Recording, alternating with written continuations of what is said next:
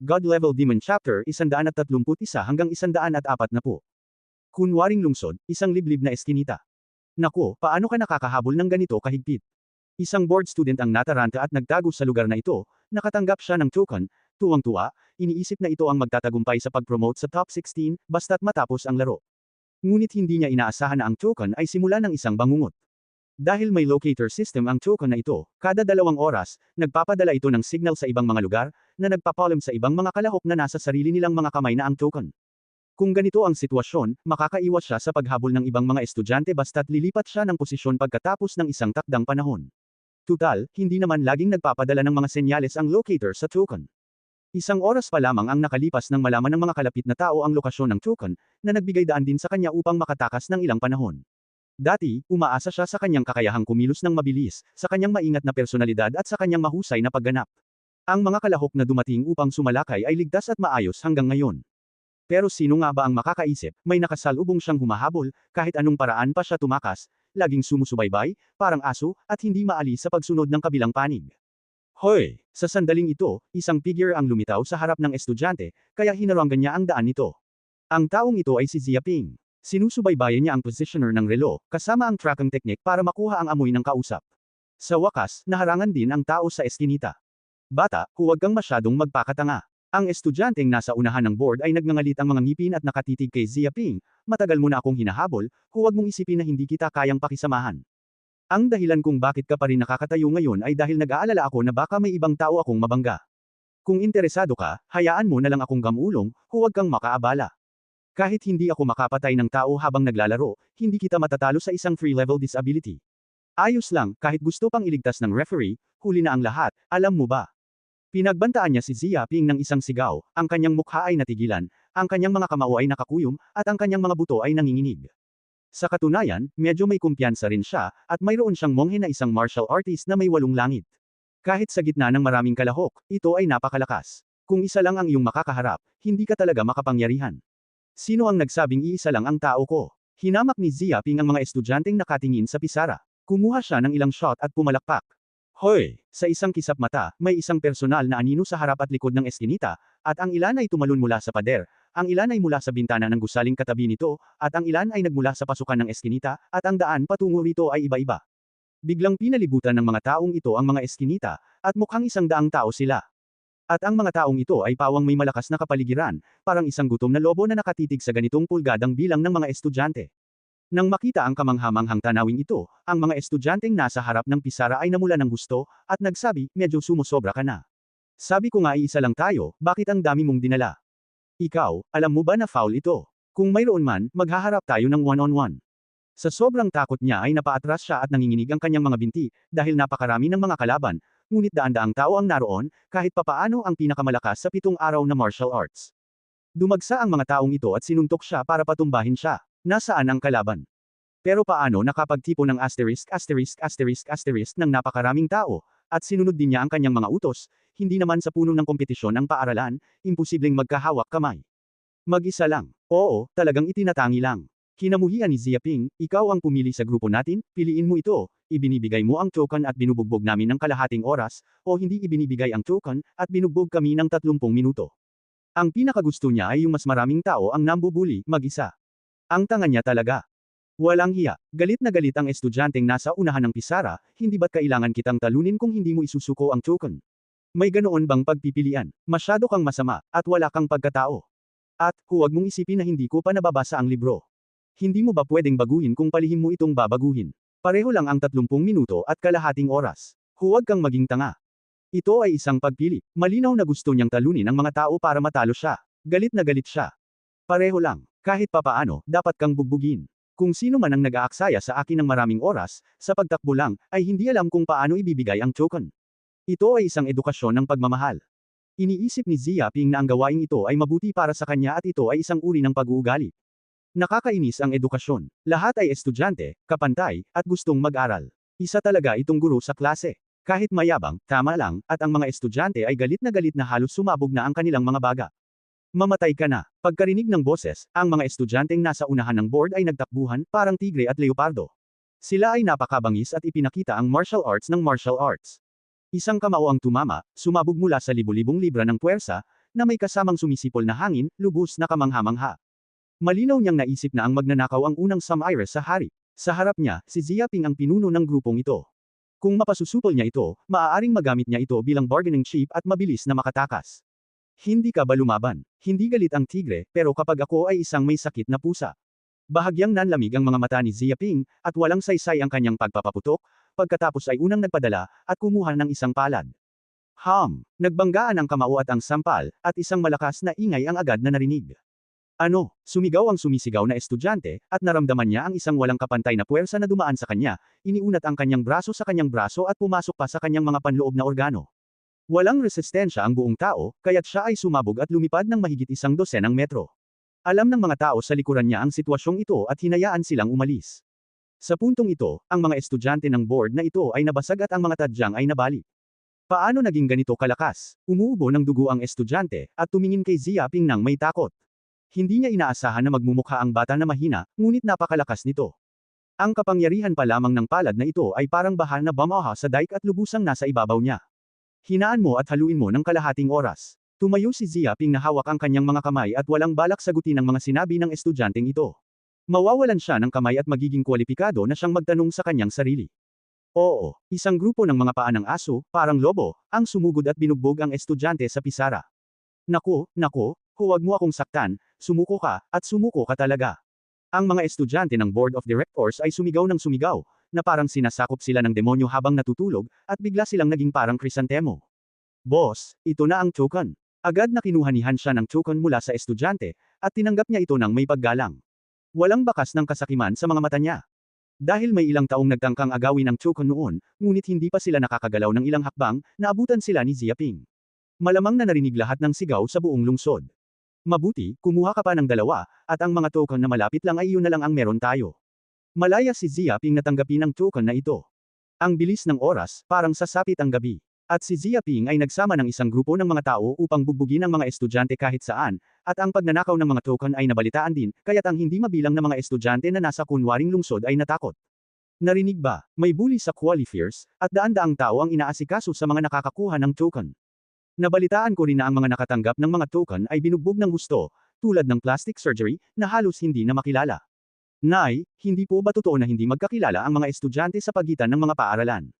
Paano nakakapagtipon ang batang ito ng ganito karaming tao? Ba't ba ang alindog ng batang ito ay sumasabog, na parang ulap na tumatawag, isang grupo ng mga taong yuyuko? Sinasamba kita. May mga taong nagsasabing ang bully na si Ziaping ay anak, may malalim na pinagmulan, maraming pera ang pamilya, bago ang laro, binili nila ang mga nangungunang estudyante ng mga pangunahing universidad at hiniling ang tulong nila. Aalis na ako, hindi ba't panloloko ito? Ginagawa naman ng ganitong bagay, may pera ba para hindi ako suhulan? Sino mang humihingi ng pera at kapangyarihan sa mga tao, hindi natin matutulungan ang taong walang hiya. Ngunit ang pinakawalan siya ay ang mga binti ng aso, na pawang mababa ang pagkatao, hindi ang dignidad ng isang mandirigma. Ang pinakamamamatay daw ay ang nagsisimula. Ibig sabihin, ang binti ng aso ang pinakanakakasuklam. Para kumita ng kaunting pera, pinapahiya pa ito ng iba. Kapag ang mga tao ay matapat at palabiro, hindi mo ba alam kung nagpapabuti ka sa sarili mo? Huwag mong sabihin ang mga taong ganito, baka may sakit ang mga taong iyon. Tiyak na hindi matatapos ang mga kalokohan na yan, at maya-maya ay may magbubugbog din sa kanya. Isang grupo ng mga estudyante ang maraming pinag-usapan, sila ay nalulungkot, at lahat sila ay napupuot sa mapang api ni Ziaping, at kasabay nito ay napupuot sa mga binti ng aso na tumulong sa kanya. Tutal, ang **** na si Ziaping ay nag-uutos lang, pero ang totoong mga kamay ay yung mga paa ng aso. Nakinig din ako sa Zhengde Middle School. Sinabi ng mga kalahok sa 88th Middle School na si Ziaping ay nasa kanilang lugar at nasabi na nila ang sikat na bully. Tiyak na mabibigla ang lahat.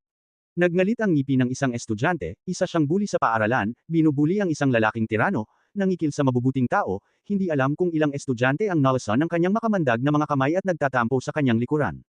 Ang mas malala pa ay mahilig din siyang makipaglaro sa mga babae. Hindi ko alam na maraming teenager na estudyante sa high school ang sinasaktan niya.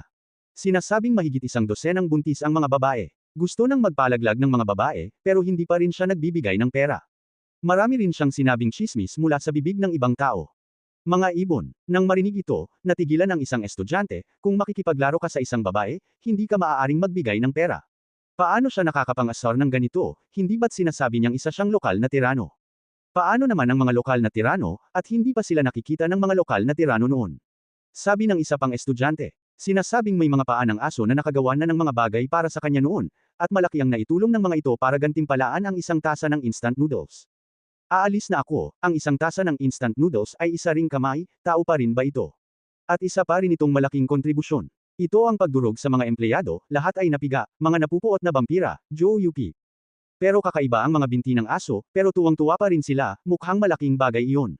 Masyadong matalino ang paraan ng walang hiyan na yan para aiton ang mga binti ng aso, sa tingin ko ay hindi yun mana ng pamilya. Nakakainis na bata ka sa pamilya, at napakalakas mo.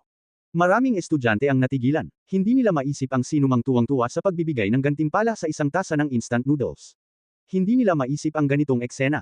Gusto kong harapin ang walang hiyang ito. Imposibleng umasa sa atin ng mag-isa. Kailangan nating makipag-isa sa Panginoon, mungkahi ng ilang estudyante. Agad na may nagsabi sa tabi niya, huwag kang mag-alala, may mga taong nagsimula ng makipag-ugnayan sa mga estudyante ng Tianshui City no. Isang middle school. Sa tingin ko ay personal silang aakyat, parang ulap sila. Sa panahong iyon, ang katapusan ng mapang api na si Zia Ping ay magiging lubhang kaawa-awa. Isang grupo ng mga tao ang nagngangalit ang kanilang mga ngipin at gustong marahas na sampelan ang grupo ni Zia Ping. Tuldok tuldok tuldok tuldok tuldok tuldok tuldok tuldok tuldok tuldok tuldok tuldok. Sa gabi, sa Villa, si Zia Jajan, na lumaban sa SimCity at binugbog ang mga estudyante at inagaw ang mga token, ay bumalik din. Nagtrabaho sila ng husto buong araw at nagbubukas ng isang piging sa Villa. Para gantimpalaan ang pagsusumikap ng mga paa ng asong ito ngayon, nagpasya si Zia Ping na ang bawat tao ay maaaring makakuha ng 3 tasa ng instant noodles, 2 ham, kasama ang isang pakete ng potato chips, at libre rin ang inumin. Ang dahilan kung bakit ito napakabukas palad ay may dahilan, dahil ang ekspedisyong ito ay hindi lamang natalo ang maraming estudyante, kundi nakaagaw din ng 4 na token, na isang malaking ani. Lahat ay nagsusumikap ngayon. Sinabi ni Zia Ping sa mga tao, kung walang pagpigil mula sa lahat, hindi kayo makakakuha ng 4 na token. Ang kreditong ito ay akin at para sa lahat. Siyempre hindi ko tatalikuran yan. Isang token lang ang kailangan ko, at ang natitirang 3 ay sa iyo na. Naghagis siya ng malaking pie. Narinig ito ng lahat sila ay tuwang-tuwa. Bakit ba ang hirap nilang makakuha ng token? At ngayon, sa wakas ay nagkaroon na ng ganitong pagkakataon. Kuya, hindi ko na hinintay na sabihin ni Zia Ping kung paano magtalaga ng mga token. Si Han Shan, na nasa labas para bantayan ang paligid, ay agad na tumakbo palapit. Kakaiba ang kanyang mukha. Sabi niya, may mga taong paparating para hanapin ka. May lumapit sa akin. Sino? Tumingin si Zia Ping kay Han Shan. Nagatubili si Han Shan at sinabing, isa itong estudyante ng Shulen Middle School. Ano? Nagulat ang lahat. Hindi ba't ang estudyante ng Shulen Middle School ang sikat na paaralang pambabae sa lungsod ng Tianshui? Ang paaralang ito ay isang sikat na paaralang aristokratiko, na pawang mga misi. Kadalasan, ang isang malaking babae ay nakakulong ng malalim, at imposibleng makita ito ng madali. Ngayon ay lumilitaw na ito rito. Mga estudyante sa Shulen Middle School. Hinawakan ni Zia Ping ang baba niya, medyo interesante, papasukin mo sila. Opo, kuya. Agad na nagpatuloy si Han Shan. Hindi nagtagal, may 5 o 6 na babae na naglalakad sa labas ng villa. Bawat isa sa kanila ay magaganda at matipuno, at ang kanilang pangangatawan ay nagpapakita ng magandang ugali. Kung ilalagay mo sila sa mga pangunahing paaralan, lahat sila ay magagandang babae, at itinuturing silang mga babae sa antas ng klase. Ngunit ang isa sa mga babae ay may kakaibang amoy, at ang katawan ay naglalabas ng ibang ugali. Ito ay kapansin-pansin, na parang ang liwanag ng mga bituin ay nagtitipon sa babaeng ito. Sayaw ng Nangang. Nagulat ang lahat at napatitig sa babaeng patungo. Ito ang unang guro ng Shulen Middle School. Ito ay tinatawag na Nangang Dance ng Prinsesa Tianshui City, ang diyosa ng hindi mabilang na kalalakihan. Hindi nila inaasahan na mapupunta sila sa lugar na ito, makakasalubong nila ang Nangang Dance. Hoy, isang grupo ng mga lalaking mababaho. Isang babaeng kulay asol ang tumingin sa kanyang mga mata ng may paghamak, na para bang labis siyang nandidiri kaya't napakaraming mata ng mga lalaki ang nakapwesto sa kanila, at ang puso ay lubhang hindi komportable. Ganito rin ang nangyari sa ibang mga babae sa Shulen Middle School, pero nagpipigil pa rin sila, dahil sa pagkakataong ito ay lumapit sila at humingi ng isang bagay. Ikaw si Zia Ping. Nagsimula ang sayaw ni Nangang, at ang maganda at kalmadong tubig ay tumingin kay Zia Ping sa harap, at ang tunog ay kasing kaaya-aya ng isang ibong gala. Oo, ako si Zia Ping. Anong ginagawa mo rito? Tiningnan ni Zia Ping si Nangang Dance mula pataas pababa. Isa itong babaeng kilala bilang prinsesa ng lungsod ng Tianshui. Siya ay pisikal na gumagalaw, mainit at maganda. Lalo na ang kanyang mga binti ay napakahaba at makinis, na nagbibigay sa mga tao ng kakaibang ganda. At ang katawan ay naglalabas din ng marangal na ugali, tulad ng isang puting sisni, ang mga tao ay may iba't ibang pakiramdam ng pananakop, nakikita siya ng mga ordinaryong lalaki na tinatayang tumataas ng isang mataas na hindi maaabot na pakiramdam. Nabalitaan kong hinanap mo raw ang mga pagkain sa ilang kalapit na lugar pero hindi ka naman nanatili. Bahagya na tumingin si Nangang Dance kay Zia Ping. Napakasimple lang ng layunin ng pagbisita natin, ibig sabihin, gusto kong magbahagi kayo ng pagkain. Diretso siya at walang balak itago ang pakay niya sa pagkakataong ito, ang kumain lang. Gurgle. Sa oras na ito, ilang mga batang babae sa Shulen Middle School ang agad na tumunog ng tambol, at bigla silang namula, parang basahan, at gusto na lang nilang maghukay ng butas at ibaon ang kanilang mga sarili. Bilang isang dalaga, karaniwan siyang elegante at kapag naririnig ang kanyang gutom na boses. Pero walang paraan para gawin ito. Ang pagkain sa ilang kalapit na lugar ay hinalughog na ng ***** na si Zia Ping. Kahit ang mga estudyante sa ibang lugar ay nakarinig ng balita, at natatakot silang gayahin. Inaalis din nila ang laman ng pagkain at tuluyang itinago. Dahil dito, halos wala silang makitang pagkain sa malapit, at sila ay nagugutom sa loob ng 2 araw. Kung hindi sila malakas sa martial arts, hindi nila ito makakayanan. Bilang huling paraan, kahit ayaw ng mga batang babae sa Shulen Middle School, kailangan pa rin nilang pumunta sa pinto para humingi ng tulong kay Xiaoping, umaasang mabibigyan sila ng pagkain, maliban na lang kung gusto nilang agad na maalis. Mamigay ng kaunting pagkain. Ngumiti si Xiaoping, bakit ko pa kailangang bigyan ka ng pagkaing pinaghirapan ko? Tumingin siya kay Nangang Dance at sa iba pa, at siya ay nagmamataas at ang kanyang mga mata ay napakalamig. Ano ba yung pinaghirapan mong pagkain, halatang masama ang loob mo, at hahanapin mo ang mga pagkain sa mga kalapit na supermarket. Mangyayari to, galit na sabi ng isang babaeng nakaasol. Kinakagat din ng isa pang babaeng nakapula ang kanyang mga ngipin, ang dami mong pagkain, ano ang problema sa amin, at ayaw mong mawalan ng kahit isang piraso ng karne. Ibig sabihin, kung bibigyan mo kami ng pagkain at makukuha mo ang aming pagkakaibigan, tiyak na may malaking pakinabang para sa iyo. Hindi madaling kunin ang pagkakataong ito, tanga ka ba? Mali, itong nayo na ito, pero walang ganoong tindahan. Ang mga batang babae sa Shulen Middle School ay sumisigaw kay Zia Ping, at ang kanilang mga mukha ay labis na mayabang. Kahit na sila ay gutom at halos patay na, hindi nila madaling ailapag ang stand ni Missy. Para sa kanila, ang pagtatanong sa kausap na ituro ang pagkain, ibig sabihin, ay pagbibigay ng malaking mukha sa katabi, isa itong gantimpala. May kasalanan man ako o wala, madali ko itong makukuha. Sa madaling salita, akin ang mga gamit ko. Gusto kong hayaan akong ibigay ito. Sa tingin mo ba ay may ganito kagandang bagay? Hindi sumagot si Zia Ping, sanay ka ng maging malaking babae. May bestida ako sa paaralan na nakaabot sa bibig para ibuka ang bibig ko. Akala ko ba magsasalita ako ng casual, tapos ang iba ay kailangang pumunta sa pinto para bigyan ka ng pagkain. Medyo mayabang ka, masasanay din ang mga magulang mo sa'yo, ako naman hindi. Balak niyang turuan ang mga binibining ito ng ilang mga kadahilanang panlipunan. Ikaw, nang marinig ito, tunang hinaan ng loob ang lahat ng mga batang babae sa Shulen Middle School. Nang makilala nila ang isang lalaking tulad nila, napakabastos nila sa mga ito. Kadalasan, kapag lumalabas sila, aling lalaki ang hindi isang kabayong pangsakay, na hindi naman nakakapuri, dahil sa takot na medyo mapagkakamalan sila, medyo may hindi maligaya. Pero ngayon, sila na mismo ang pumupunta sa pinto para humingi ng pagkain, sobrang aktibo, pero itong lalaking ito ay hindi talaga nagpapanggap, pero sinabi rin niyang hindi sila sanay sa kanila, itong walang hiya na lalaking ito talaga ang ugali. Sige, huwag ka nang magsalita. Kinunan ng sayaw si Nangang para pigilan ang ibang mga babae sa pagpapatuloy ng pag-uusap. Tumingin siya kay Zia Ping at nagtanong, alam ko rin na walang inosenteng pananghalian sa mundo, at kailangan kong bayaran ang gusto ko. Ano ba ang gusto mo, pwede mo ba kaming bigyan ng pagkain? Kalmado ang kanyang kagandahan, ngunit malakas ang kanyang diskurso, at hindi siya nagpapakita ng anumang mapagkumbabang emosyon dahil humihingi siya ng pagkain. Tila kahit anong mangyari, hindi niya ito mapapagalaw. Nagkita-kita sina Han Shan at ang iba pa, at hinangaan nila ang mga ito. Sila ang mga prinsesa ng Tianshusheng. Para silang mga aristokrata, hindi walang pakialam ang kapaligiran, at napakalalim ng lungsod. Kahit humingi ka pa ng tulong, hindi ka magiging pasibo. Dahil Nangang Dance ang pangalan mo, dapat marunong ka sumayaw. Hinawakan ni Zia Ping ang baba niya at sinabi ang kahilingan niya. Mas mabuting sumayaw ka sa harap ko at pasayahin ako. Ako nga pala, paano kung bigyan kita ng pagkain? Mapangahas. Pagkarinig ng boses, isang babaeng nakapula ang nagalit at sumigaw kay Zia Ping. Tila sabik na siyang kainin ang kupol na ito. Ang ibang mga babae ay parang mga kuting na natapakan ng kanilang mga buntot. Agad silang nagalit. Sino si Nangang Dance? Siya ang tagapagmana ng pamilyang Nangang, ang prinsesa ng lungsod ng Tianshui, ang perlas ng Shulen Middle School, na tinatawag na mayabang na babae ng kalangitan, sagrado at hindi maaaring labagin.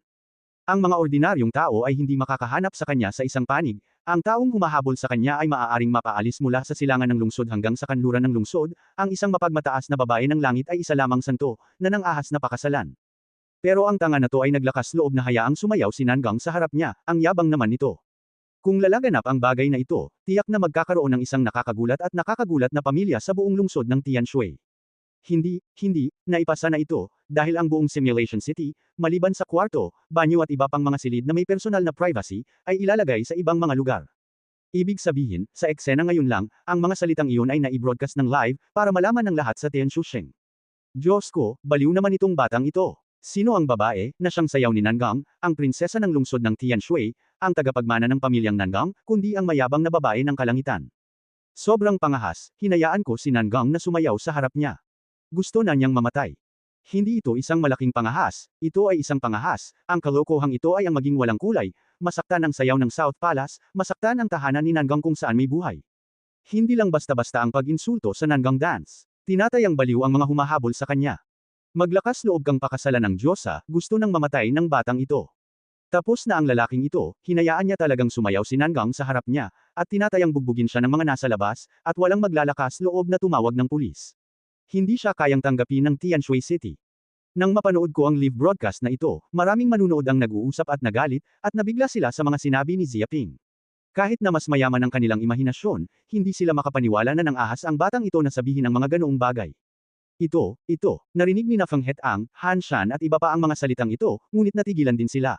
Alam din nila na napakabangis ni Xiaoping, ngunit hindi nila inaasahan na magiging ganito ito kalakas. Masyado itong malakas. Partikular na si Feng Hetang, ang kanyang ama ay miyembro ng lungsod ng Tianshui, ngunit hindi siya nang ahas na pukawin ng pamilyang Nangang. Tutal, ang kabilang panig ay isang malaking pamilya ng Tianshusheng. Ito ay malalim ang pagkakaugat at maraming balahibo ng partido. Pero itong batang ito, walang pakialam, hinayaan pa niya ang Nangang na sumayaw para sa kanya, nakakabaliw ito. Kahit nananaginip si Feng Hetang, hindi pa niya naisip ang ganoong bagay. Ikaw, nang marinig ko ito, walang ekspresyon si Nangang dance. Ngayon, nakakagulat din ang sandaling ito. Ipinanganak siya sa isang malaking pamilya. Sinimulan niya ang kanyang mataas na edukasyon noong siya ay ipinanganak, at nagsimula siyang maglinang noong mga araw ng kanyang sanggol. Hindi pa kasama ang pagsasayaw, maging ang piano, violin at iba pang instrumentong pangmusika, maging ang ero na tutugtugin niya, kailangan din ang pagpipinta, magaling din ang pagkanta, masasabing perpekto ang talento, perpekto. Ngunit ang higit na kaalaman ay hindi nangangahulugang ipapakita niya ito, at walang sinuman ang nangangahas na tawagin siya para sumayaw sa harap niya, at sa harap pa rin ng isang lalaki, tutal, siya ang prinsesa ng Nangang, na siyang nangangahas na bumitaw. Hindi siya nakaramdam ng galit o inis, dahil ang mga salita ng lalaki ay masyadong kamangha-mangha. Hindi pa siya nakakausap noon. Nabigla lang siya at nagkamali. Nang ahas ang batang ito na sabihin ito sa kanya, wala na ba itong buhay? Habang iniisip ito, tumingin si Nangang dance kay Xiaoping, at ganito ang hitsura, gusto mo bang sumayaw ako sa harap mo? Sigurado ka bang kaya mo yan? Kalmado ang kanyang kagandahan.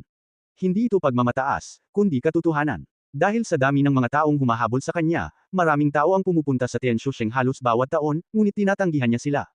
Kung talagang sasayaw siya sa harap ng isang kakaibang lalaki, kakalat ang bagay na ito. Natatakot ako na magkakaroon ng 3 antas na lindol sa lungsod ng Tianshui, at hindi mabilang na mga humahabol ang magluluksa at magdudulot ng sama ng loob. At itong si Xiaoping ay mapapailalim din sa walang kapantay na pressure. Sa harap ng malalaking pamilya ng lungsod ng Tianshui, natatakot ako na walang sino man ang makakatiis ng anuman. May mga bagay na hindi nagagawa, at kailangan nilang pagbayaran ito. Kung hindi ka tatalon, hindi ako mag-aatubiling, magaan na sabi ni Xiaoping, na may malumanay na tono. Sa panahong ito, umunlad ang martial arts, kasama ang militar bilang respeto, ang makapangyarihang mandirigma ay kayang basagin ang kawalan, kayang tiisin ang mga bombang nuklear gamit ang kamay, tawirin ang kawalan, suntukin ang lupa, ito ang panahon ng mga mandirigmang tinatawag na Diyos. Ang batas militar ng mga mapang api hanggang sa sukdulan, kahit ang federal na pamahalaan ay hindi makakatulong, ito ay isang buhay na Diyos. Bagamat baguhan pa lamang ang mundo ng martial arts, marami na ang buong Yanwangsing, ngunit kapag narating na nito ang teritoryo ng militar, ibang-iba na ang katayuan nito, at maaari itong magkaroon ng iba't ibang pribilehiyo sa federal na pamahalaan. Walang sino man ang maaaring maglakas loob na gumalaw. Kahit na ang mga malalaking pamilya sa lungsod ng Tianshui ay napakalakas, hindi sila nangangahas na harapin ang isang mandirigma kung gugustuhin nila. Ito ay isang propesyon na protektado ng batas federal. Kung lalabas ka, gugustuhin mong mag-recruit ng isang grupo ng mga organisasyon ng martial arts. Nakakainis yan, mahigit 1 milyon ang taunang sweldo. Si Xiaoping ngayon ay isang martial art na 9 na araw, isang hakbang lamang ang maaaring makalusot sa militar, kapag ang katayuan ay lubos na napabuti, sino sa buong lungsod ng Tianshui ang nang-ahas na ilipat siya.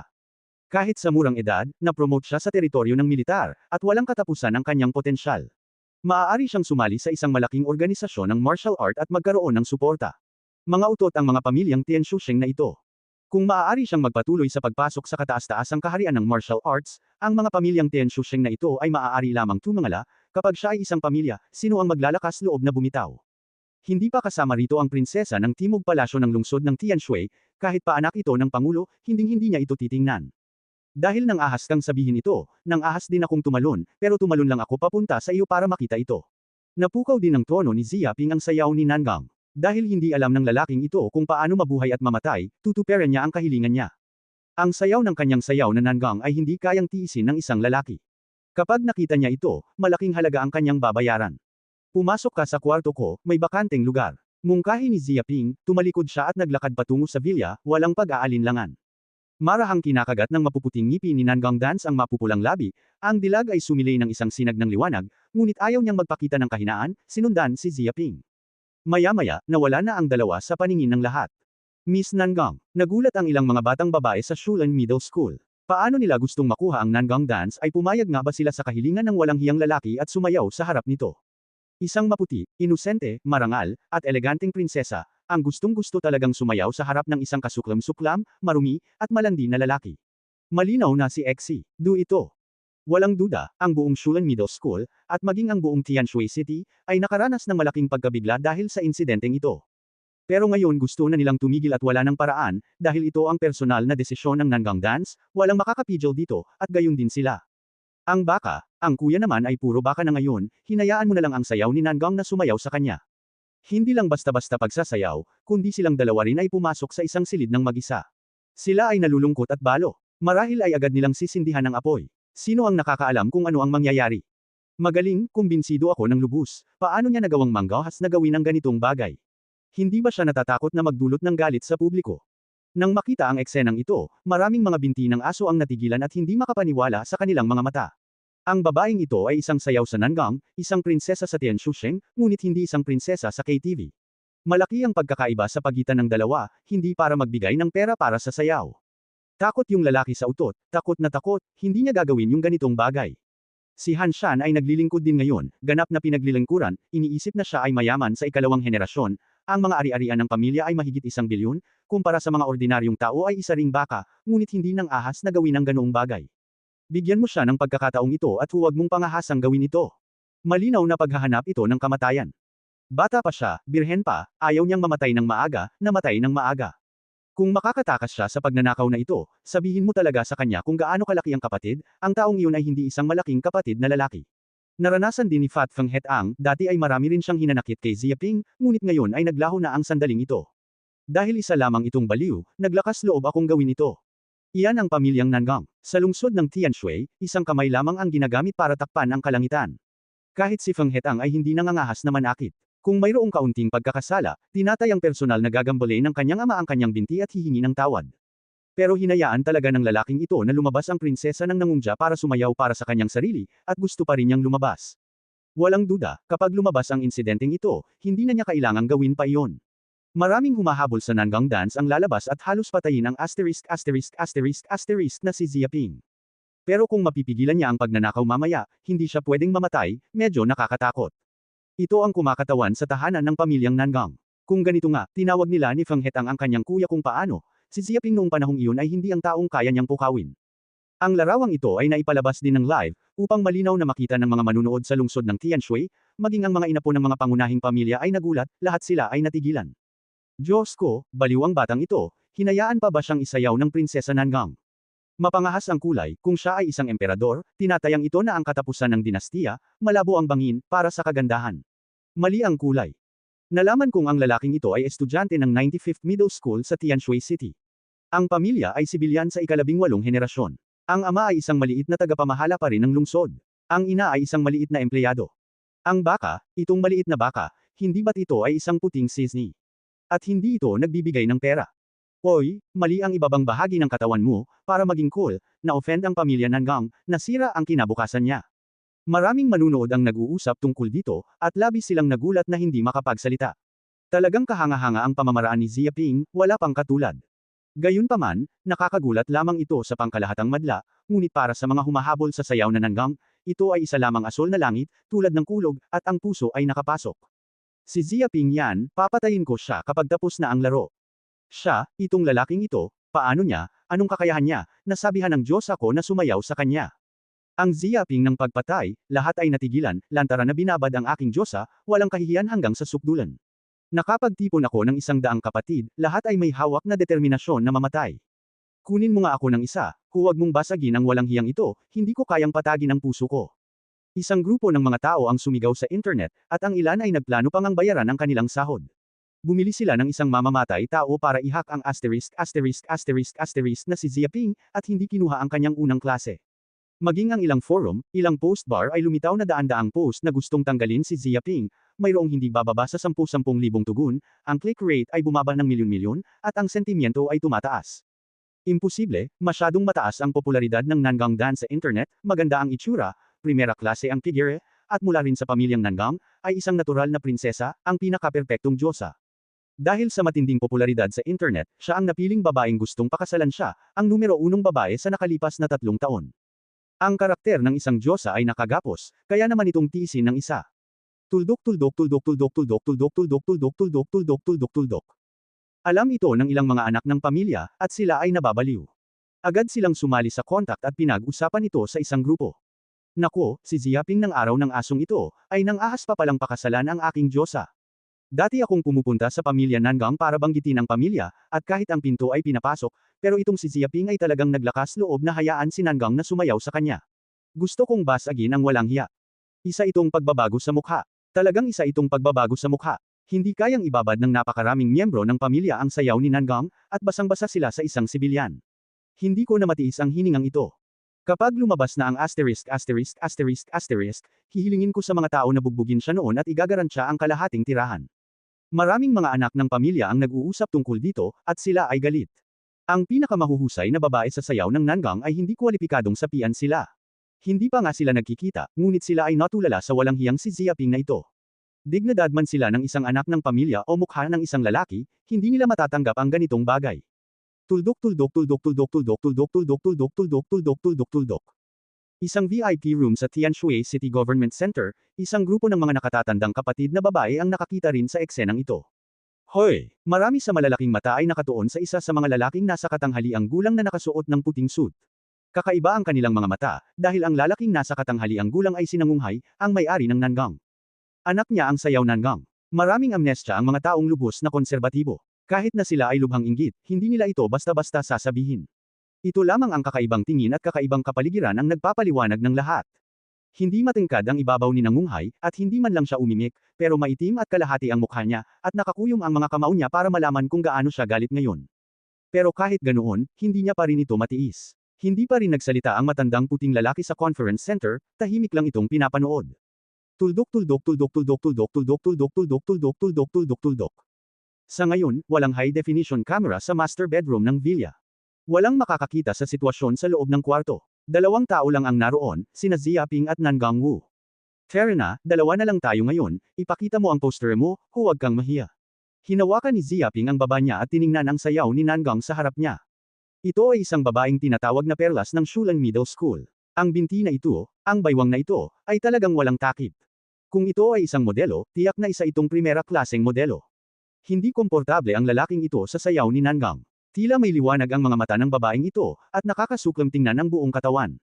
Kung gusto mo akong mapanood sumayaw, kailangan mong tingnan kung mayroon kang anumang kasanayan. Sumanghal si Nangang Dance, at ang magagandang mata ay nagpakita ng kaunting lamig, at walang saysay na sumulyap. Sabik na sabik ang pamilya Nangang na malaman ang tungkol sa apoy. Agad na uminit ang buong silid, na parang nasusunog ang hangin. Para siyang palad ng puting jade na may kakilakilabot na kapangyarihan. Kung mab-viral ka sa isang palad, mabibiyak ang buong bato. Bagamat babae ang Nangang Dance, isa rin itong henyo, at kultura ng pamilya. Naabot na nito ang kaharian ng Wutu Jiushang Tianfengtik. Hindi alam ng lakas kung gaano ito kalakas kumpara sa kanya. Mabibilang ito ng buong estudyante ng Tianshusheng High School. Matagal nang handa si Xiaoping.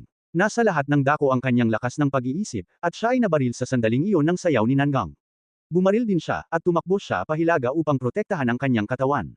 Boom! Bigla. Agad na nagbanggaan ang 2 sampal, ngunit ang sayaw ni Nangang ay mabangis at walang kapantay, ngunit tila nahawakan ito ng isang masa ng bulak. Ang kapangyarihan ng mabangis at walang kapantay ay naubos, at ang buong silid ay napuno ng hangin. Ano? Nagulat si Nangang Dance. Bagamat hindi makapangyarihan ang palad na ito, mayroon itong kapangyarihan na 7 o 80, ngunit madali itong kayang labanan ng batang ito. Binibining Nangang, lumalabas na ayaw mong sumayaw ng mag-isa. Gusto mo ba akong yayain na sumayaw ng magkasama? Ngumiti si Xiaoping at tumingin kay Nangang Dance, at inabot ang kanyang baywang at hinawakan ito. Hawak ang mga kamay sa isang kamay at nakaluhod sa isang kamay, ang posturang ito ay parang pagsasayaw sa isang sosyal na sayaw. Mamatay ka na. Matingkad na pula ang mukha ng sayaw ni Nangang, at may bahid ng pagkadismaya sa puso. Ang malaking kamay ng walang hiyang lalaking ito ay talagang nang-ahas na hawakan ang kanyang katawan at samantalahin ang kanyang sarili. Nakaramdam siya ng walang katapusang galit sa puso niya. Ang kaliwang kamay ay parang palm shot, at ang fire cloud palm ay ang pangalawang uri ng fire snake na idura.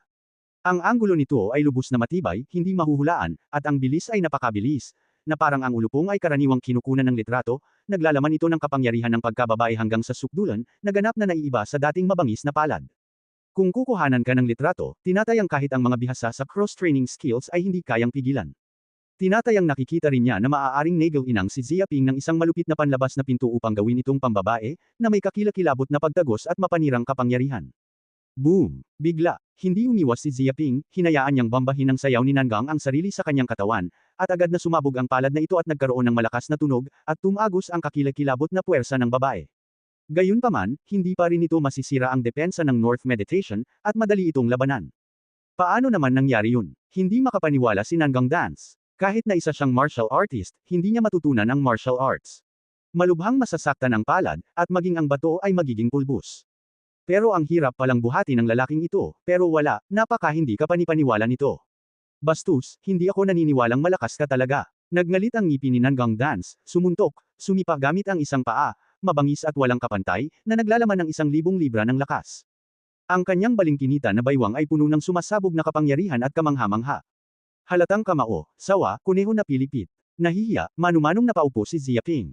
Parang sawa ang buong katawan niya. Nasabit siya sa sayaw ni Nangang, hinawakan ang mga kamay at paa nito, at idiniin sa lupa. Malapit na nagkikita ang dalawa. Bastos, tulungan mo ako. Nang makita ang kilos ni Ziaping, nagulat si Nangang Dance, halos maging isang kakaibang tao, at sa sobrang katangahan, tama na ito. Sinubukan niya ang kanyang makakaya at nagpumiglas. Gayunpaman, ang ahas na ito ay imitasyon lamang ng sawa sa paglaslas ng biktima at ng sukdulang panlilinlang ng kalaban.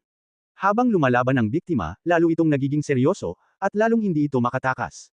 Nagpumiglas lang ng ilang segundo, si Nangang Dance ay nahihiya at galit, at agad na natuklasan na sa sarili niyang lakas, hindi siya makakatakas mula sa bastos na lalaking ito. Ziaping. Nagngingit-ngit ang mga ngipi ni Nangang Dance at tumingin kay Ziaping, anong gusto mong gawin sa akin? Huwag mo akong bilasan. Hindi pa siya nagkaroon ng ganito kalapit na relasyon sa isang lalaki sa buong buhay niya, kahit sa bahay lang. Hindi pa kasama rito, ang pagiging nalulula ng isang lalaki sa lupa, sobra na ang eksenang ito. Ano ang gusto kong gawin? Ikaw ang magsabi. Nakangiting sabi ni Ziaping, ngayon, isa akong nag-iisang lalaki at babae, nandito ako sa isang silid, ano sa tingin mo ang magagawa ko rito? Tumangala siya mula pataas hanggang pababa sa katawan ng nagsasayaw sa Nangang na may mabuting intensyon. Ikaw, biglang naisip ni Nangang Dance ang mapanganib na lugar ng lalaking ito. Ang dahilan kung bakit siya walang takot na sumunod sa lalaking ito sa silid na ito ay dahil lubos ang kanyang tiwala sa sarili niyang puwersa. Ano man ang mangyari, tiwala siyang magagarantiya niya ang kanyang kaligtasan, ngunit sino ang makakaisip na ang ***** na ito ay mas malakas kaysa sa iniisip, at biglang sumuko. Kahit ngayon, nabibigatan pa rin siya sa lupa at hindi makagalaw. Tinatayang may gustong gawin ng ***** na ito para sa sarili niya. Pagkatapos, nahulog siya sa pugad ng lobo. Ako, ipinapayo ko sa iyo na huwag kang magulo, basta't sisigaw ako ng malakas sa labas, tiyak na may mga taong papasok para linisin ka, huwag kang magkakamali. Kinagat ni Nangang Dance ang kanyang labi. Walang pakialam si Ziaping, kaya tumingin siya kay Nangang Dance, kung gayon, tumawag ka, sumigaw ka ng malakas. Bastos, halos patay na sumayaw si Nangang, namumula ang mukha, at nakita na ng lalaking ito ang kahinaan niya. Kung sisigaw ka ng malakas, huwag mong sabihin kung may papasok sa labas, masisira muna ang reputasyon niya. Kinabukasan, maraming tsismis, at mapapahiya ang pamilya Nangang. Noong una, pagpasok niya sa kwarto, binaril niya ang lalaking nakauniforme. Una, dinurog ng magnanakaw ang hari. Kontrolin mo lang ang ***** at takutin ito. Hindi ba't madaling makakuha ng pagkain? Gayunpaman, ang lakas ng ***** na ito ay lubos na lampas sa kanyang sariling imahinasyon. Kahit na gumawa siya ng apoy, hindi ito ang kalaban ng lalaking ito, at kahit ang palad ng kanyang kamay ay hindi nasaktan. Ikaw, kung may gagawin ka sa akin, hindi ba ipapaalam sa iyo ng pamilya Nangang? At ang ugali mo ay isang krimen, kailangan kang makulong. Sinusundan ni Nangang Dance ang tukso at umaasa na hindi maliligaw si Ziaping at hahayaan ang sarili na umalis. Pulang-pula siya, pinipilipit ang magandang baywang, pero kahit gaano pa kadikit ang katawan ng ***** sa katawan niya, hindi pa rin siya makawala. Huwag kang mag-alala, hindi ako magiging katulad mo, ang aking Ziaping ay hindi pa umaabot sa puntong gutom at pagkain. Bahagyang ngumiti si Ziaping, kaya nagustuhan niya ang ekspresyon ng sayaw ni Nangang. Naalala ko na dati ay sobrang proud ang babaeng ito, na nasa tuktok siya, hindi kumakain ng mga paputok, pero ngayon ay nagmamakaawa na siya, nakakatuwa ang ekspresyong ito. Gutom, ayaw kumain. Nang marinig ito ni Nangang Dance, nagalit siya at sumigaw kay Ziaping. Huwag kang masyadong magalit. Hindi ito pagmamataas, ngunit anong klaseng karakter ang kanyang sayaw na Nangang, ang dami ng mga humahabol, ang diyosa na tinatawag na perlas ng Shulan Middle School, at maraming tao ang humahanga sa kanya.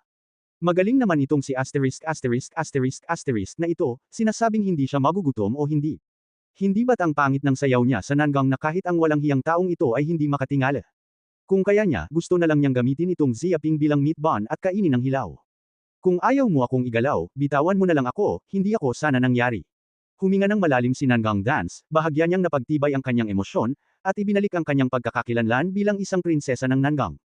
Huwag kang magmadali, kailangan mo pa akong manatili sa kwarto ng kalahating oras. Tumingin si Ziaping kay Nangang Dance, pagkatapos ng kalahating oras, papayagan kitang lumabas at bibigyan pa kita ng pagkain. Ano, nang marinig ko ito, nagulat ako sa sayaw ni Nangang. Hindi niya ito masyadong naintindihan. Gusto lang niyang manatili sa kwarto ng kalahating oras, at hindi niya kailangan na sumayaw siya. Bilang resulta, binigyan ng kabilang panig ang kanyang sarili ng pagkain. Maaari kayang takot ang kabilang panig sa kapangyarihan ng pamilyang Nangang. Mali ba ang pagkakaalam mo ngayon?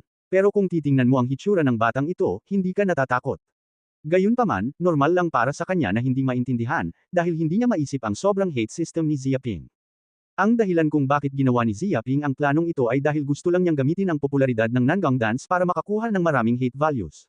Malinaw na naging matagumpay ang plano sa ngayon. Naririnig niya ang tinig ng tumitinding puot mula sa sistema.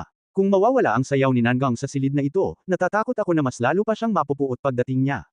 Kapag mas marami akong natatanggap na hate value, pwede kong gamitin ang pangalawang patong ng mga ehersisyo sa North Guardian, kahit ang pangalawang patong ng mga gang.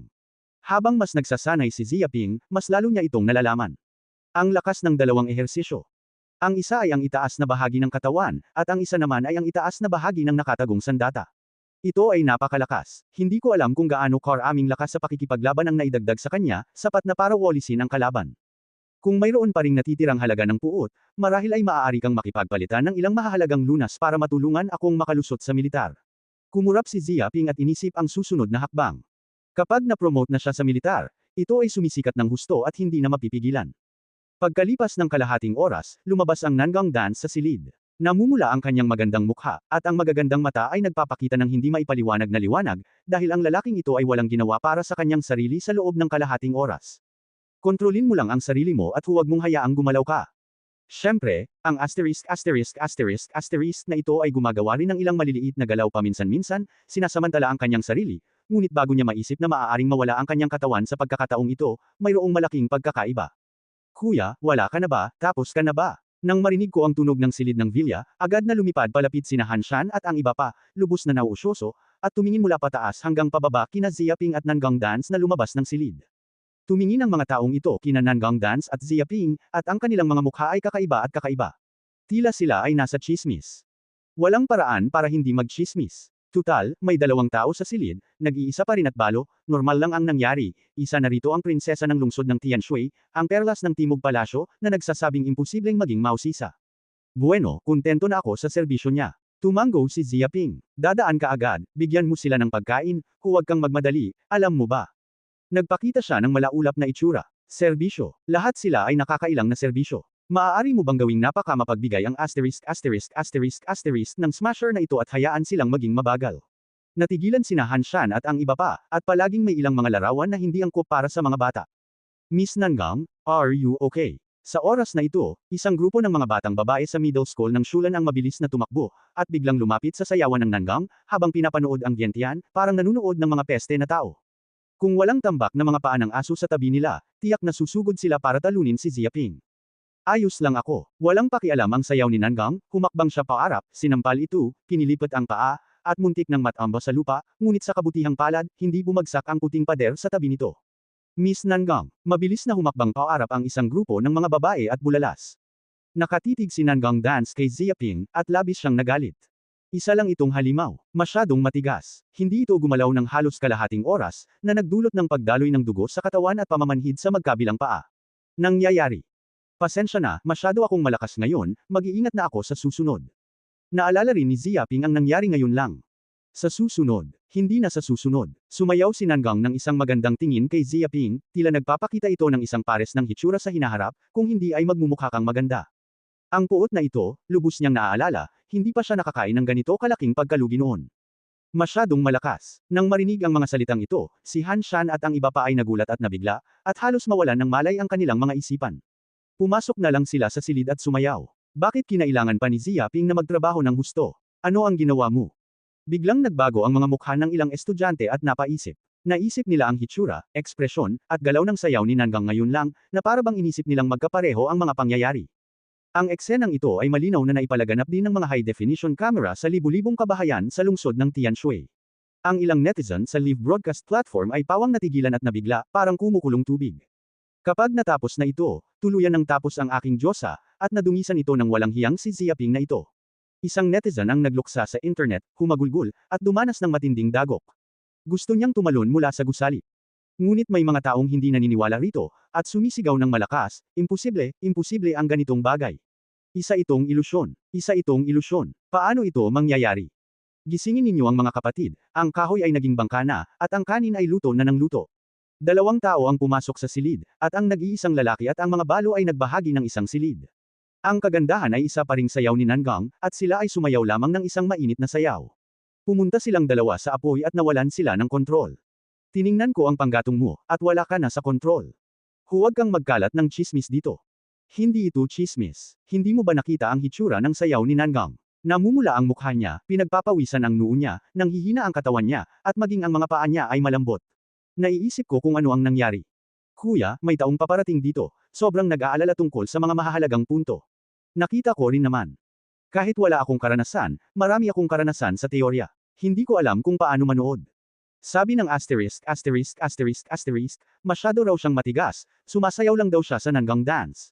Bakit mo naman pinipilit ang asterisk na gamitin yan? Nasaan ang effort? Kahit sila ay nanatili sa silid ng kalahating oras, ngunit kalahating oras din iyon. Ang pagkakataong ito ay napakamalikhain.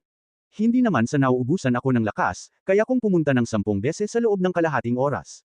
Yung kuya sa itaas, 3 minuto, sabi ng Yangshu na sariwa at pino.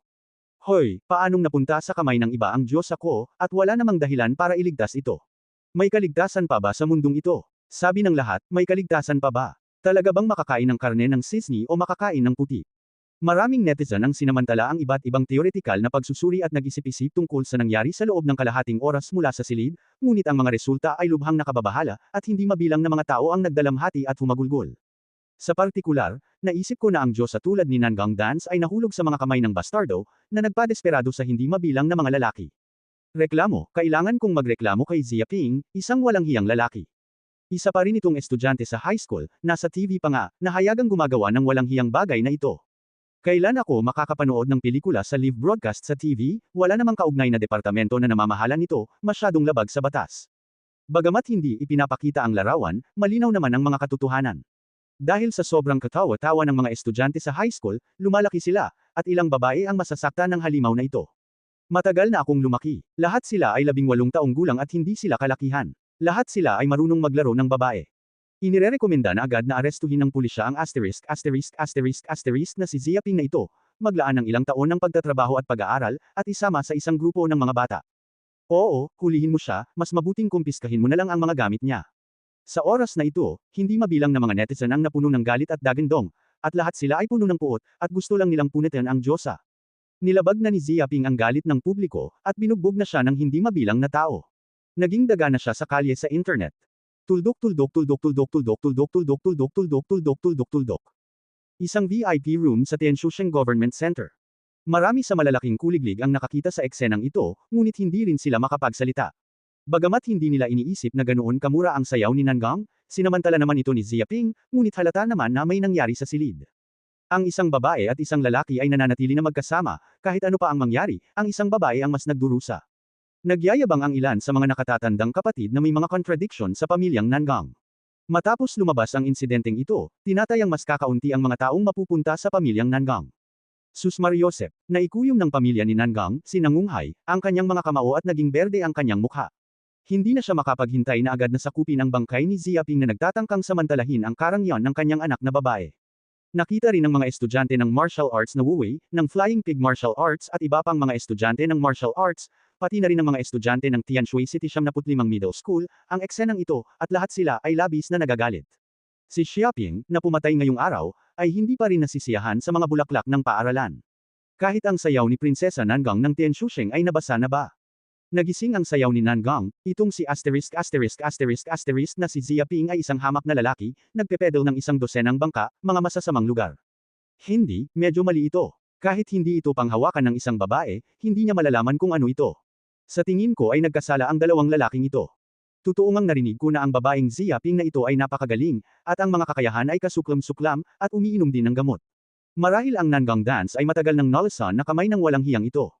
Walang hiya, ganito talaga ang nangyayari, hindi ba't takot ito sa paghihiganti ni Nangang? Siguro gusto ng hamak na taong ito na magluto ng kanin at mahinog ang kanin, at magpasayaw ng malaking tiyan ni Nangang para walang masabi ang pamilya Nangang. Kahit sa mukha lang, hindi nila ito pananggahasang sabihin. Aalis na ako, para hindi mawala sa walang hiyang si Ziaping na ito ang kulay at kita. Malapit na sa katotohanan ang haka-hakang ito. Malamang na pinagmamasdan ni Ziaping ang ari-arian ng pamilya ni Nangang. Pumunta siya sa Raiders Nangang Dance, at palihim pang ang uminom ng gamot at kinagat ang tiyan ng malaking babae. Saan ako makakatakas? Dahil patuloy pa rin ang pagutot ng bata, kahit hindi nasiyahan ang sayaw ni Nangang, maaari na lamang itong lunukan at magmakaawa, at makukuha ng lalaking basura na si Xiaoping ang ari-arian ng pamilyang Nangang, at lustayin, at lumabas din para makipagtalik sa iba't ibang babae at lumaki. Alarm, isa itong panloloko. Isang krimen ang manloloko ng pera. Hindi ba't isang krimen ang manloloko ng babae? May nagmamalasakit ba sa kanya? Hayaan mong tumira ang taong iyon sa lungsod ng Tianshui, saan mamumuhay at magtatrabaho ng mapayapa ang mga tao. Sayang lang sa atin ang mga pulis. Pera nang nagbabayad ng buwis. Nagalit si Yang Wei at ang iba pa at sumabog ang kanilang mga baga. Gusto lang nilang mapanood ang pambubugbog kay Ziaping. Hinayaan pa nga nilang magtagumpay ang kasuklam-suklam na planong ito, at kung saan sila makukumbansi. Ang panunood sa na ito ay hindi lamang hindi nakapag-alis ng mga tao, kundi nagsimula ring iugnay ang pamilyang Nangang, malapit nang maging mabilis na sakyan ng pamilyang Nangang, manahin ang ari-arian ng pamilyang Nangang, at sumakay sa rurok ng buhay, hindi sila isa-isa. Dahil ang ganitong kontrabida ay maaaring maging laganap, mayabang, binababad ang lahat ng uri ng magagandang babae, at ang kanilang mga tapat na tao ay kailangang apihin, ang Diyos ay talagang hindi patas. Ito, hindi rin makapagsalita ang guro ng klase na si Kyuzu. Bagamat narinig na niya ang prestihiyosong reputasyon ng sarili niyang estudyante, isa siyang ganap na playboy, ngunit hindi niya inaasahan na magagawa niya ang ganoong bagay habang naglalaro. Maging ang live broadcast ay lumabas, kaya alam ito ng lahat sa Tianshusheng. Sa tingin niya, ang taong kayang gumawa ng ganitong bagay ay siya rin ang pinakamagaling.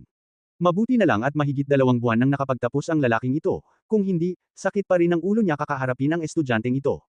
Napanood din ng mga magulang ni Ziaping na sina Zia Chuanliu at Wang Langsan ang eksenang ito sa TV.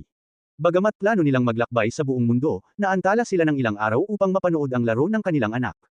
Baka na ngayon ang anak ko. Kahit ang babae sa pamilyang Nangang ay sumipsip na, at nagluto pa rin ng kanin at nagluto ng kanin. Talagang mga alon ito ng ilog Yangtze. Mukhang natuwa si Xia Kuanliu. Medyo mas malala pa ito kaysa sa akin. Paano ko maaalala noong nasa high school pa ang isang tao, kahit na babae ang kausap niya? Tiningnan ni Wang Langsan ang pagmamalaki ng kanyang asawa at binasag ang pagyayabang nito sa isang pangungusap. Nang marinig ko ito, biglang hindi nasiyahan si Zia Chuan at sumigaw, sabi mo ay masyado kang naaawa sa mga tao. Kahit noong nasa high school ako, nakausap ko na ang mga kaklase kong babae at nagkaroon ako ng malapit na komunikasyon. Ganito pa rin ba? Namangha si Wang Langsan, ngunit alam niyang mas marami pang kahoy ang sinunog ng kanyang asawa. Sumanghal si Zia Chuan at sinabing, nang mag-compete ang paaralan, nakipag-duel ako sa isang babaeng kaklase. Hindi ko sinasadyang nasuntok ko siya ng ilang beses, nabugbog at nasugatan, at natamba sa lupa. Tapos tinanong ako ng mga kaklaseng babae kung ayos ka lang ba, tapos pinunasan ko ang dumudugo kong ilong, at hindi naman naging problema ang sagot. Ganoon ako nagkaroon ng mga pag-uusap at matalik na pakikipag-ugnayan sa mga kaklaseng babae, alam mo ba? Napanganga si Wang Langsan, at tiningnan niya ang kanyang walang pigil na asawa. Siya ay bulag na kasal at kasal sa walang hiya. Tuldok tuldok tuldok tuldok tuldok tuldok tuldok tuldok tuldok tuldok tuldok tuldok. Sa puntong ito, gayahin ang lungsod. Ang Nangang Dance, kasama ang mga tao ng Shulan Middle School, ay nagdala ng maraming pagkain at mabilis na umalis ng villa. Walang anumang pagkakabit, ngunit hindi natapos ang bagay na ito. Dahil masyadong kamangha-mangha ang katotohanan ito, isang gabi lang, kumalat ito sa buong SimCity, at alam na ito ng mga kalahok na hindi pa natatanggal. Ito ang bilis ng iskandalo, na mas mabilis pa sa bilis ng liwanag. Sa oras na ito, isang marangyang vilya sa isang partikular na lugar ng lungsod. Kung may titingin sa kanilang smartwatch, tiyak na makikita nila na mayroong 10 token light spots na nakalap sa lugar na ito, na nangangahulugang mayroon ng 10 token na nakuha ng mga tao sa vilya. Mayroon ding 10 taong naghihintay sa vilya na ito. Isa itong estudyante ng Tianshui City No. Isang middle school. 10 manlalaro na lumahok sa kompetisyon ang pawang nakatanggap ng token. Ang malaman na ang mga estudyante mula sa ibang mga paaralan ay maaaring makakuha ng token, kahit na pinausukan ang mga puntod, ngunit ang mga estudyante sa Tenshusheng No. Isang middle school ay nakakakuha ng lahat, ngunit may isip mo kung gaano kalakas ang mga estudyanteng ito. Masasabing ito ang pinakamahusay na paaralan sa lungsod ng Tianshui. Tinitipon nito ang pinakamahusay na estudyante sa lungsod ng Tianshui. Bawat isa sa kanila ay may napakalakas na kapangyarihan sa pakikipaglaban at lahat sila ay may larangan ng martial arts. Shin Muiang, narinig mo na ba yan? Isang estudyanteng may kawit na agila ang tumingin sa isang binata sa harap ng kasiyahan at sinabing, may malaking kaganapan kagabi. Sinasabing ang Nangang Dance at isang kawawang batang lalaki ay nasa isang vilya at nag-iisa sa silid. Para manahimik ka, sumigaw si Shin Muiang at tinitigan ang estudyanteng may kawit na ilong, hudyat na tumahimik ang kausap, at ang kanyang katawan ay puno ng matinding galit, at ang momentum ay nanginginig. Ang lupa sa kanyang paanan ay nadurog ng kakilakilabot na kapangyarihan, na lumalangit-ngit at lumitaw. Hindi mabilang na mga bitik. Kilalang kilala ang pangyayaring ito, paanong hindi niya malalaman? Kahit ayaw niyang malaman, ang mga mensaheng ito ay patuloy na ipinapasok sa kanyang mga tainga. Tutal, sino ba naman ang hindi makakaalam na ang Nangang Dance ang babaeng gusto niya, iyon ang bawal sa kanya. Oy, pero ngayon may mga taong nang ahas sumayaw ng Nangang Dance, ang lalaki ay naghahanap lang ng kamatayan. Matapos marinig ang balita, nakaramdam siya ng matinding galit at nais niyang agad na ilayo ang lalaki. Walang lalaking makakatiis sa babaeng gusto niya, ngunit sa huli ay nahuhulog ito sa bisig ng iba. Mabuti, ngumiti ang mga pupil ng ilong na may sulcus at tumingin kay Shin Muiang, anong gagawin mo? Hoy! Ang ibang mga estudyante ng Tenshusheng No. Isang middle school ay napahawak din sa kanilang mga dibdib at gustong malaman kung ano ang ginawa ni Shin Muiang. Nakakatawa ang balitang ito, hindi ako naniniwala. Sumanghal si Shin Muiang, kahit na galit siya sa loob-loob niya, ngunit sinabi ng kanyang isipan sa sarili na ang kilalang-kilala niyang sayaw sa Nangang ay tiyak na hindi ganoon kakaswal na babae, at tiyak na may maling impormasyon. Oo, nakakatawa. Inamin din ng mga estudyanteng may ilong na parang agila, hindi isang babae ang gagawa ng ganitong bagay sa sayaw ng Nangang, pero isang bagay ang totoo. Talagang nananatili sila sa isang silid, nag-iisa at nabiyudo ng kalahating oras. Kaya, galit na galit ako at ang mga kahihinatnan ay napakaseryoso. Bahagyang nanlamig ang mga mata ni Shin Muiang, wala akong pakialam kung ano ang ginagawa nila sa silid, kahit ano pa ang dahilan kung bakit ginawa ng lalaki ang ganoong bagay. Sa madaling salita, galit na galit ako. Nakakainis ako sa taong nagngangalang Ziaping. Ayoko nang makita siyang muli. Ipinakita niya ang kanyang galit at pandidiri nang walang anumang pagbabalat kayo. Kahit walang nangyari sa silid, lumabas ang balitang nagparamdam sa kanya ng labis na pagkaasiwa at hindi niya kayang tiisin ang ganitong bagay. Sinumang lalaking maglalakas loob na kulayan ang sayaw ng gabay sa palasyo, gusto niyang bugbugin ang isa't isa hanggang mamatay. Ayaw ko rin sa batang yan. Tumango ang mga estudyanteng may sulcus nose. Masyadong mataas ang profile at arrogant ang lalaking yan. Medyo malakas ako sa lugar na ito. Ayoko na may masikat kaysa sa akin. Gusto ko siyang talunin sa kalahating material na laro, patumbahin ang laro, ipaalam sa kanya ang tinatawag na isang tao sa labas, may araw sa labas, hayaan mo siyang maging mahinahon sa hinaharap, huwag kang masyadong mayabang. Napakamaangas ng kanyang pananalita, ngunit walang nang ahas na magtanong dahil napakalakas niya. Kahit sa buong Tianshui City No. Isang middle school, maliban kay Shin Muiang, siya ang pinakamalakas na master, at si Wu Zejing ang pinakamagaling sa buong mundo. Maaari lamang siyang ma-promote sa militar. Pero hindi madaling pakisamahan ang batang yan. Sa tabi ng isang matangkad at buong katawan na estudyante na parang isang tore, sinabi niya, sinasabing medyo mapang-akit siya. Nakapagtipon na siya ng daan-daang tao sa vilya, bumuo ng isang leyon, nilipol ang kunwaring lungsod, at hindi niya alam kung ilang estudyante ang nalason niya, at maging sa kanila. Ang 4 na token ay kinuha ng bata. Mayroon tayong 10 tao na nagsasama-sama. Hindi magiging problema ang pagkatalo sa grupo ng mga hipon at alimango, ngunit malamang na mas marami o mas kaunti ang masusugatan, na hindi maganda para sa susunod na laro. Natuto na siya ng ilang impormasyon tungkol kay Ziaping. Oy, pwede niyang tawagin ang party, hindi ba pwede sa atin? Malakas nang umisi si Shin Muiang, nagsusumikap kaming lahat na tipunin ang daan-daang tao sa paligid. Napakasimple lang din ito, biro lang na gusto ng batang iyon na apihin pa ang mas maraming tao. Sa madaling salita, ayokong makita siyang makapasok sa top 16. Gusto kong wala siyang pagkakataong mapalapit sa Nangang Dance sa buhay na ito. Gusto ko siyang bigyan ng malalim na aral. Hindi ito para sa sinumang makakapang-provoke sa kanya. Hindi isang babae ang maaaring humawak sa kanya. May matinding panghihina sa kanyang katawan na nagpakilabot sa lahat. Makikita ng mga estudyante ng sulcus at nose na galit na si Shin Muiang ngayon. Para itong galit na leon. Kapag nagalit, may mga taong may kapansanan. Patay na itong si Ziaping. At dahil sa kanilang kakayahan, ang bawat tao ay nagtitipon ng 12-12 ng mga tao at pumipilit sa isang grupo ng mga estudyante. Ito rin ay napakasimple. Ang kanilang kakayahan sa pamumuno ay hindi nakahihigit sa sinuman sa Tianshuseng no. Isang middle school. Tuldok tuldok tuldok tuldok tuldok tuldok tuldok tuldok tuldok tuldok tuldok tuldok. Pagkalipas ng ilang oras, halos lahat ng mga estudyanteng hindi natanggal sa kunwaring lungsod ay inimbitahan ng mga estudyante ng Tianshui City no. Isang middle school upang humingi ng magkasamang tugon kay Ziaping. Personal kaming inimbitahan ng mga estudyante ng Tianshui City no. Isang middle school na harapin ang Ziaping na iyon. Ang 4 na token na natanggap namin ay ibinigay sa amin. Hindi kami kumuha ni isa. Ano sa palagay mo? Si Ziaping ng 95th Middle School. Parang sampal sa mukha ang 2 araw na ito. Malaking bagay ito. Sabi nga, kahit ang Nangang Dance ay nabasa na, kaya naman ikinagalit ni Chin Mui-ang.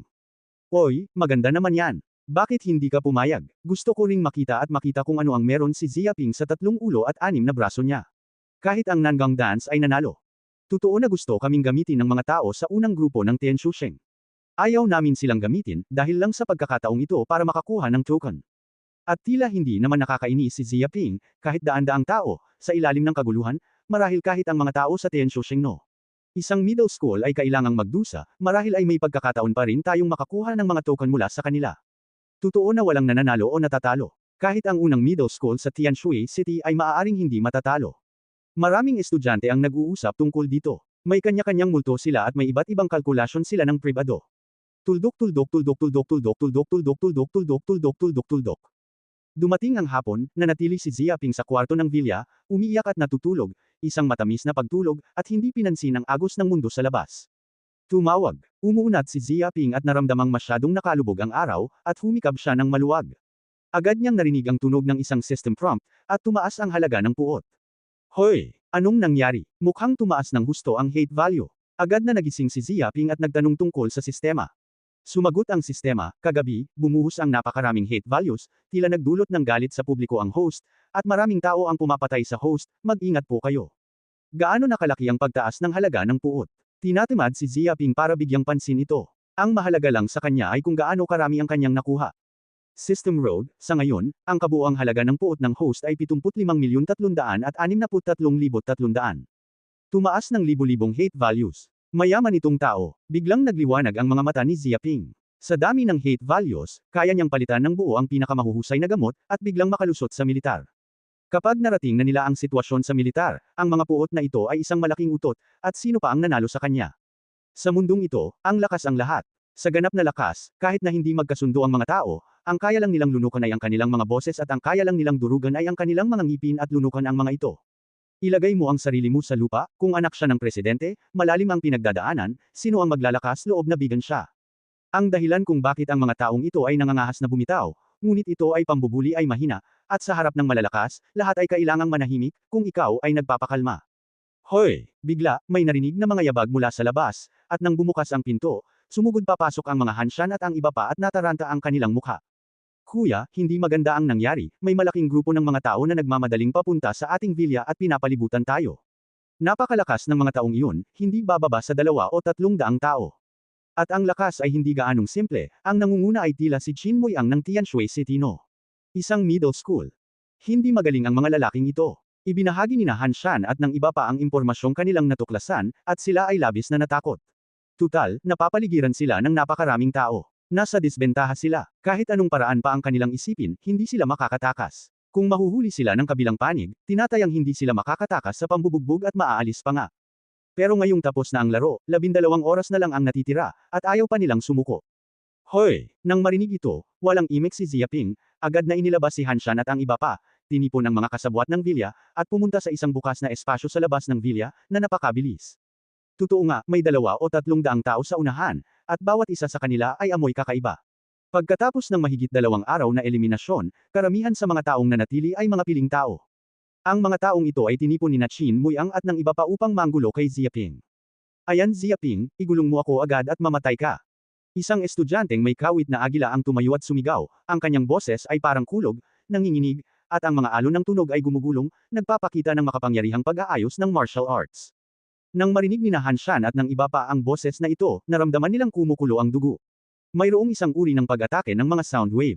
Halos ang pagnanais na mabilis na samuka ng dugo, at kahit na umatras ng 12 hakbang, halos hindi nila nalabanan ang lakas ng tunog na ito.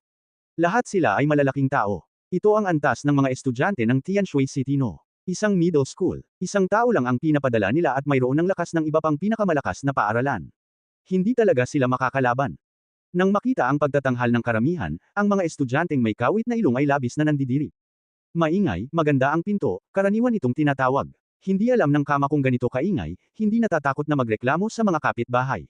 Tumayo si Ziaping, sinulyapan ito, nang may paghamak na tumingin sa mga estudyanteng may matangos na ilong. Ikaw, nang marinig ito, pananghinaan ng loob ang ilong ng estudyanteng may kawit na ilong. Labis ang kanyang galit dahil natutunan niya ang isang sound wave, at nang sumigaw siya, may kapangyarihan siyang basagin ang bakal, kahit pa makapatay ng tigre. Sa bibig ng walang hiyang ito, sumigaw siya ng napakalakas, ngunit ang kaya lang niyang tawagin ay ang kama. Tinawag kitang itlog. Wala akong paningin. Wala akong anumang kasanayan para bigyan ako ng limitasyon. Ano ka ba? Kinamumuhian ni Ziaping, huwag kang magpakalalaki. Ang hindi natututunan sa martial arts ay dalubhasa sa pag-aaral sa kama. Ang pagsisikap sa kama, ito ba ay pag-aaral ng isang babae na malaman? Ang mga lalaki ay natututong umutot. Kuya, medyo may silbi pa rin naman, tutal, minsan naman ay hindi niya gusto ang mga babae. Ngumiti nang may pagtataksil si Nafang at Tang, gulat na gulat ang mga matang nakita ang mga estudyanteng may kawit na ilong na ito. Biglang napagtanto ni Ziaping, napakamakatwirang makinig sa iyo. Nang marinig ko ito, tumawa ng malakas si Han Shan at ang iba pa at tila narinig ang kahulugan ng Feng Hetang. Hinahanap mo ang kamatayan. Halos patay na ang estudyanteng may kawit na agila at nagbabaga ang ulo. Naglakas loob pa siyang harapin ang kabalintunaan ng kanyang sarili. Paano niya ito matiis? Gusto kong alalahanin ito agad-agad. Pero bago pa siya makapagsimula, naharang siya ni Qin Muiang. Tinitigan niya si Ziaping, matalas ang ngipin ng aso, hindi ka makapagsalita, tuturuan kita para sa mga magulang mo. Bumagsak lang ang boses, binaril niya ito sa palad, pinapatay ng high-level martial arts 5 ang mga Diyos. Kaagad, ang daloy ng hangin sa hangin ay talagang bumuo ng isang kakilakilabot na palad, na naipon sa asensya, sumabog ang kapangyarihan ng kakilakilabot hanggang sa sukdulan, at ang mapaminsalang pag-atake sa mga tao ng Zia Equality ay mabangis. Hindi pa ito nakakarating sa Zia Pinren, ngunit sumabog ang malakas na hangin sa himpapawid. Ang lupa ay napunit ng hangin, dose-dose ng mga bitek ang lumitaw, ang lupa ay nabasag, umuungal. Kumislap ang mga mata ni Ziaping, at isang palad ang pumutok, tumama, dumurog sa isa sa mga hangin, at ligtas. Gayunpaman, hindi ito napigilan ng ibang tao. Bigla silang tinamaan ng malakas na hangin. May 5 o 6 na lumilipad palabas, at lumipad sila ng mahigit 10 metro. Matinding tinamaan ng mga baga at dumura ng dugo. Ito si Qin Muiang, ang pinakamalakas na tao sa Tianshui City No. Isang middle school. Masyado itong malakas. Halos mga yapot na ito ng militar, kahit papaano ay ang kaharian ng kalahating hakbang na mandirigma. Nagulat ang lahat. Talagang nakita nila ang pinakamalakas sa pinakamalakas na tao sa Tianshui City No. Isang middle school. Nagpaputok sila at nagpakawala ng bug zone ng hangin. 5 o 6 na tao ang kasing babosagin ng isang sanggol, halos katumbas ng nakakainis na pangyayari. Malakas. Kahit ang pinakamalakas sa parehong antas, si Qin Muiang ay hindi matatamaan. Tinatayang matatagalan bago mabuksan ng Qin Muiang ang byway point. Isa itong tunay na hakbang sa sitwasyong militar.